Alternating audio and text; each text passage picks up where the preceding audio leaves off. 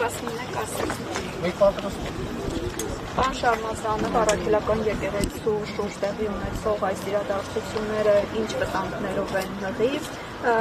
այս ամենը եկեղեցու դեմ այս գրոհը կասեցումը ինչպես եք պատկերացնում, ինչ ճանապարհով է։ Նախ պետք է հասկանանք ինչա տեղի ունենում։ Ըստ թվում Նիկոլ Փաշինյանի շատ լավ խորհրդատուներ, շագործավոր, որոնք շատ լավ ուսումնասիրել են եկեղեցու պատմությունը եւ դրա երկպառակտչական որոշ բարդ եւ շինծու դերվակներ եւ գնում են այդ ճանապարհով։ Որպես պատմաբան ուզում եմ ասել, որ դժբախտաբար մեր պատմության ընթացքում եղել է մի կարճ ժամանակահատված 591-ից 602 թվականը, երբ հակաթոռ կաթողիկոսություններ են ստեղծվել։ Ինչ է հակաթոռ կաթողիկոսությունը։ Հակաթոռ կաթողիկոսությունը հետևյալն է, որ պաշտոնական կաթողիկոսությանը զուգահեռ նրան հակառակ ստեղծվում է կաթողիկոսություն, որը փաստորեն ընդդիմադիր է պաշտոնական կաթողիկոսարանին։ 591 թվականին նման բան եղել է, երբ որ Հայաստանը զրկված էր պետությունից, եւ Հայաստանը բաժանված էր ըստ էության երկու մասի, արևելյան մասը Պարսկաստանի տիրապետության տակ էր, Դվին կենտրոնով, արևմտյան մասը Բյուզանդիայի տիրապետության տակ էր, այնուամենայնիվ Դվինը դա կաթողիկոսության կենտրոնն էր, այնտեղ գահակալում էր ամենայն հայոց վեհափառը, միայն ժամանակ ամենայն հայոց վեհափառ չէր կոչվում, ամենայն հայոց վեհափառ սկսվեց կոչվել ավելի շատ 15-րդ դարից, հայոց կաթողիկոս էր կոչվում եւ բյուզանդացիների մորիկ կայսրը իր արտաքին քաղաքական խնդիրները լուծելու համար ավանում ստեղծեց հակադիր, հակաթոռ կաթողիկոսություն։ Հիմա Նիկոլ Փաշինյանը այդ օրինակով ուզում է այդ հովանավանքի շուրջ ստեղծի հակաթոռ կաթողիկոսություն, աղանդավորներին, չգիտեմ, իր կողմնակիցներին, պաշտոնական եկեղեցու հայրերի դեմ շարժում կենտրոնը սարքի դա։ Եվ քիչ առաջ այդ պարլամենտում ինքը հայտարարեց, որ պետության բալանսում կան եկեղեցիներ, կան անվարձահայտ տված եկեղեցիներ, որոնք իրանք հետ կվեկալեն, պարզա, որ սա գնում է հակաթոռ կաթողիկոսություն ստեղծելու ճանապարհով եւ փաստացի անում է շատ վատ բան, պառակտում է հայոց եկեղեցին, պառակտում է։ Ուզում եմ ասել, որ նման տխուր օրինակ մենք ունեցել ենք 6-րդ դարում։ Պարզապես շատ կարճ տևեց, ընդամենը 11 տարի, 602 թվականին պրծավ այդ հակաթոռ կաթողիկոսությունը ստեղավարում է եղել։ Այս ամեն ինչը հանգեցնել է քաղաքացիական բախումների։ Այս ամեն ինչը նախ եւ առաջ հանգեցնելու է հայ եկեղեցու հերթական պառակտման, որին տանում է Նիկոլ Փաշինյանը եւ նրան սպասարկող ճակերտավոր սպասավորները։ Բայց սպասավորները քիչ են կարծես, չէ՞, պարոն Շարմազանով, Փաշինյանի իրադարձությունը, ավելի շատ իրականությունը վեհապարի այլ։ Աստվածտա քիչ լինեն, աստվածտա խոնարհությունը, Աստծո ծառայությունը եկեղեցու հավատարիմ մնալը եւ եկեղեցու հայրապետին հավատարիմ մնալը եւ կանոնագիր հայոցին եւ դատաստանագրքի կետերին հավատարիմ մնալը լինի հստակ։ Բայց ես ասում եմ այն, ինչ ճանապարհով որ իրեն գնում են, ասում եմ օրինակ տես բան եղել է 6-րդ դարում, հակաթոռ կաթողիկոսություն է ստեղծել, հիմա այն ինչ որ ինքը անում է Կիրակի օրով, երբ որ գնալու է պատարագի կարգալուց եղած հոգեվորականի պատարագի մասնակցելու եւ այն ինչ որ ինքը քիչ առաջ ասել է պարլամենտում, որ պատրաստվում է պետության բալանսի տակ գտնվող եւ առաքելական եկեղեցուն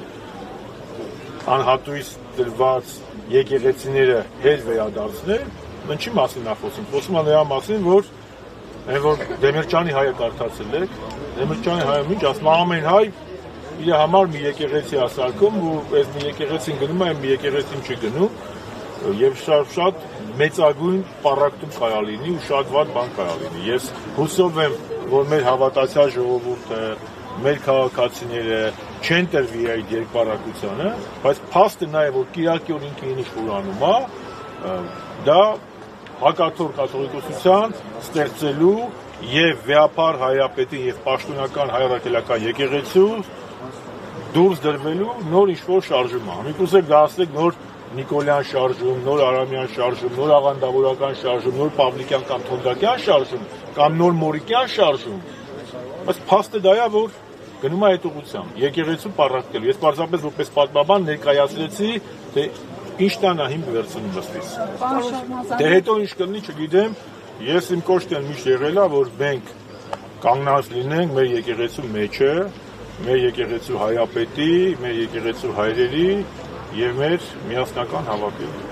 Նիկոլ Փաշինյանը այսօր հայտարարել է, որ իրենք քաղաքականապես պատրաստ են ճանապարհ տալ Ադրբեջանին դերները տեղափոխի Թուրքիայի եւ հակառակողության, սակայն տեխնիկապես պատրաստ չեն։ Նշել է, որ տեխնիկական պատրաստ են ճանապարհ տալ Ադրբեջանին, որպեսզի իր դերները Հայաստանի տարածքով տեղափոխի Թուրքիա եւ հակառակողության։ Սակայն նշել է, որ տեխնիկապես պատրաստ չեն, 2-3 տարի անց տեխնիկապես պատրաստ կլինեն։ Այսինքն ինքը հույս ունի, որ 2-3 տարի անց ինքը լինելու է վարչապետ։ Դե Հայաստան չի լինի այդ ժամանակ արդեն, եթե այս տեմպերով մենք գնանք։ Դասական իմաստով Հայաստան չի լինի։ Կլինի Էրմենիստան կամ Արևմտյան Ադրբեջան ըստ էության։ Փաստ եմ ասում, եթե Հայաստանը պետք է հրաժարվի անկախության հռչակագրից, եթե Նիկոլ Փաշինյանին հաջողվելու է նոր սահմանադրություն գրել, որտեղ անկախության հռչակագրի դեպքերը չեն լինելու, որտեղ ցեղասպանության միջազգային ճանաչման մասով ոչ չի լինելու, Արցախի մասով ոչ չի լինելու, անկախության հռչակագրի դեպքերը չեն լինելու, Արարատը մեր ազգային սիմվոլից վերածվելու է, դերատակի ինչ անում։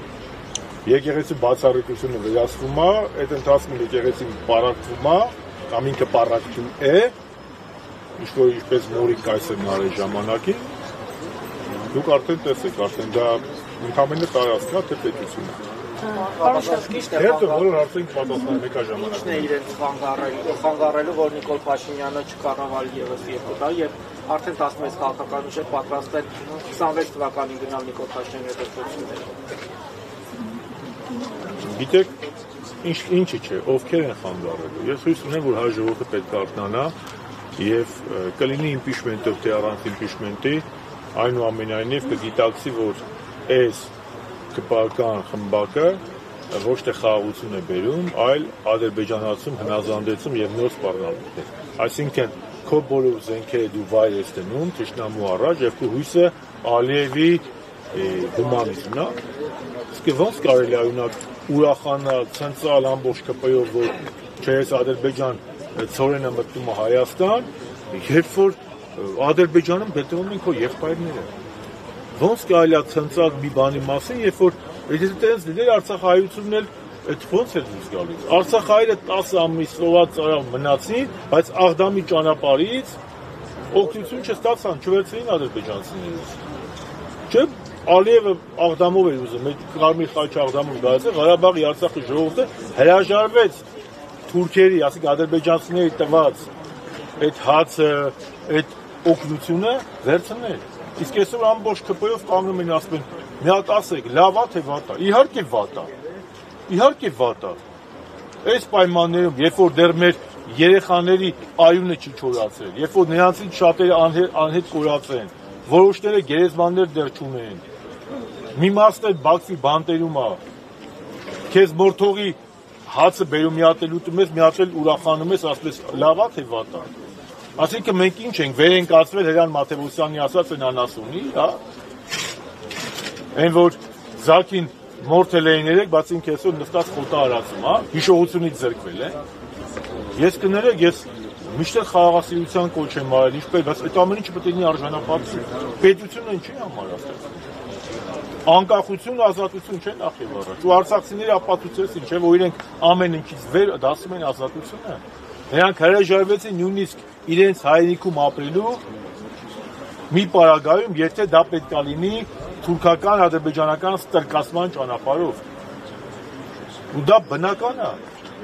Աստվածաշունչը որ նայում ես, նույն հրեա ժողովուրդն է։ Դուրս է եկել, չէ՞։ Եգիպտոսի մեջ դուրս է եկել, Աստված իրանց տայել է իրանց ավետաց երկիր։ Այսինքն ես զարմանում եմ, էլի, ասինքն չեմ ուզում ոչ եթերային բառապաշարով ասել, էլի։ Այն մի գդա ճաշի պատմությունը բոլորդ էլ գիտեք, էլի։ Ասեմ, բայց լավ, այդ ամեն ինչը արժանապատվություն պետք է լինի։ Քոնգո եղբայրները Բաքվի բանտում են, դուք ցնցում եք, որ ծորենը չայից Ադրբեջան գալիս, հա։ Ղարաբաղը չտայք, Ղարաբաղից լիքը ծորեններ գալի Հայաստան։ Արցախ ինչքան ծորեններ Հայաստանին տալի։ Չհանձնեիք Արցախը, ծորեններ տալներ ամեն ինչներ։ Արցախը հանձնել եք։ Գեյներին թողել եք Բաքվում։ 5000 կամ հազարավոր զոհեր եք տվել։ Տասնյակ հազարավոր վիրավոր եք տվել։ 120,000 արցախցիներն էլ անտուն եք թողել։ Այդ ամբողջ Արցախի հարստությունը թողել եք Թուրքին, պլյուս դրան Սերժ Սարգսյանի բերած 6 միլիարդ զենքը որպես մետալալում թողել եք Ադրբեջանին տրաֆե, հիմա էլ կանգնում գլուխ եք գովում, որ չես Ադրբեջան ղազախական ծորեն է գալու Հայաստան։ Մեկնարկել է զվարաշապատի ուսումնների քարոզարշավը եւ առաջի իսկոյանից մամուլում հրապարակումներ կամ բազմաթիվ, որ սկսվել է վարշական ռեսուրսի կիրառումը, այդ չարաշահողը։ Արդեն իրավապաշտպաններն են դրա մասին խոսում, լրագրողներն են դրա մասին խոսում։ Շատ քպականները Facebook-ում գրում, որ Գյումրի 2 չի լինելու, Գյումրի 2 չի լինելու, ամեն դեպքում փորձում են ամեն ձև այնպես անել ցանկացած հաղթող, որ Գյումրի 2 սցենարը չի։ Բայց ինչ եք միայն Գյումրի 2, այդ ԿՊՆ-ն որտե է հաղթել դիմում։ Ալավերդիում է հաղթել, Վանաձորում է հաղթել, Բերդում է հաղթել, Մասիսում է հաղթել, Երևանում է հաղթել, Գյումրիում է հաղթել, այդ որտեղ է հաղթել։ Մի քանի տեղ է էլի հաղթել։ Սյունիքի քաղաքներում է ԿՊՆ հաղթել, որտեղ է հաղթել։ Կամ վերջում ֆոկուսը նայել այդ քաղաքապետերին շանտաժին արել, թե լեզու են գտել հետները, չգիտեմ ինչ է, կամ քրեական գործեր են արել, կամ էլ անաստագողություն են արել, կներեք այս վառապաշարի համար, մանդատագողություն են արել, դարձել են քաղաքապետ, ոնց որ արեցին բանում։ Ալավերդում արեցին բանում, Երևանում ինչ ընտրվել է։ Այդ որ մեծ համայնքում է ԿՊՆ ընտրվել, որ մի հատ էլ ասում են Գյումրի 2, դες տպավորություն է մտում, թե մնացած համայնքներում իրանք հաղթել են, մենակ Գյումրիում է փոքրամասնություն։ Որ պետական մեծ ընտրություններին ավելի մեծ ուժով կփորձեն իրենց ձայները։ Ես չեմ ուզում հիմա ընտրությունների օրակարգի մասին խոսել, որտեղ մեր կուսակցության օրակարգում մեծ բային վարչապետին անվստահություն հայտնելու գործընթացն է,